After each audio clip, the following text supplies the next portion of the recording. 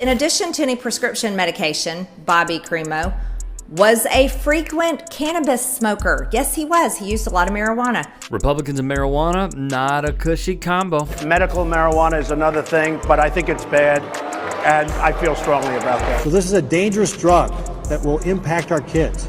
If you legalize marijuana, you're going to kill your kids. It's the endless fear-mongering. These are the eyes of some of the mass killers who've reportedly been regular pot users. With one underlying theme, Republicans are very stupid on the topic of marijuana. If Senator Paul thinks that the only victim is the person, look at the decrease in productivity, look at the way people get used and move on to other drugs when they use marijuana as a gateway drug. It's not them that are the only victims, their families are the victims too. Because you will hear this. As you know, I'm a pharmacist.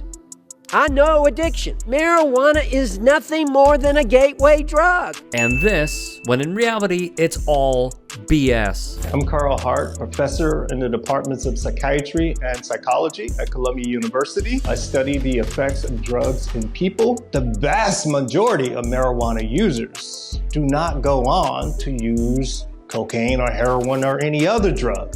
So this notion that marijuana is a gateway drug confuses correlation with causation. If it was a gateway drug, then we would have the majority, if not all, going on to try harder drugs. What about the heir to the Swanson food empire, Tucker Carlson? I would concede that in a lot of ways alcohol is more threatening than marijuana, for sure, but it's also less deadening. But it also wants to keep young people passive and stupid and less likely to complain and revolt when the economy they've created doesn't serve young people. It's the countless lies. Joe Biden just gave you 20 grand. Maybe you weren't going to vote in November and suddenly you just got 20 grand and, if you can, get off the bong for a minute. The old tropes. Speaker Pelosi is still agitating for strange, new, special interest carve-outs for the marijuana industry, and even claiming they are COVID-related.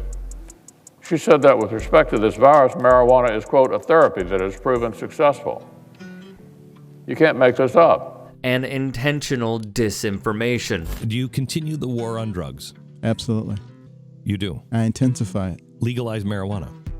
I disagree with it. Why aren't people in general not talking more about the pot, psychosis, violent behavior connection? Yeah, I do not have any plan to endorse legalization of marijuana. Mr. Buckley actually believes I think he believes we ought to legalize marijuana. I don't. I think that'd be a big mistake. I am not going to be the governor who's going to tell our children and our young adults that marijuana use is okay. So here's the thing. These outdated approaches are deeply hurtful, specifically to those who live in deep red states, because what they are doing is deflecting from the benefits of medical marijuana. To be clear, alcohol itself is a drug. But many simply will not hear it. Even the top 1% of athletes around the globe have shown us how beneficial it is to them. Explain what it does that people might misunderstand about it. To me, it clears the distractions out your brain a little bit,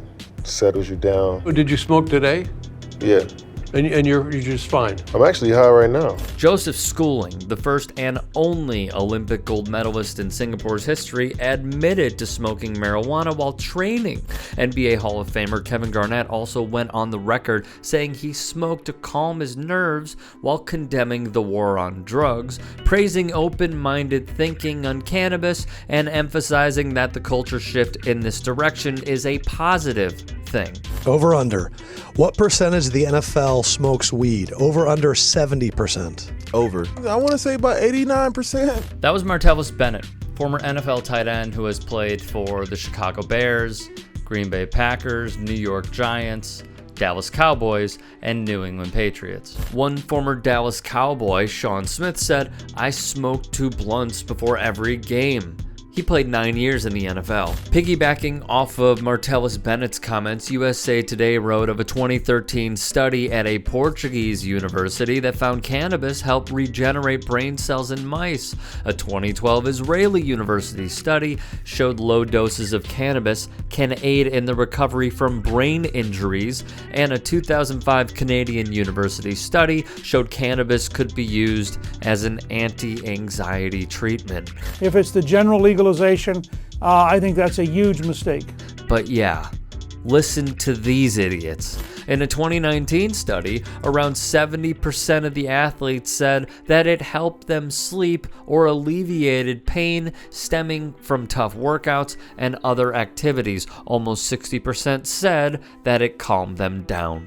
If it can work for the greatest athletes in the world, and they are advocating for this change on the subject, it's simply time for Republicans to take a seat on the bench and let us do the work.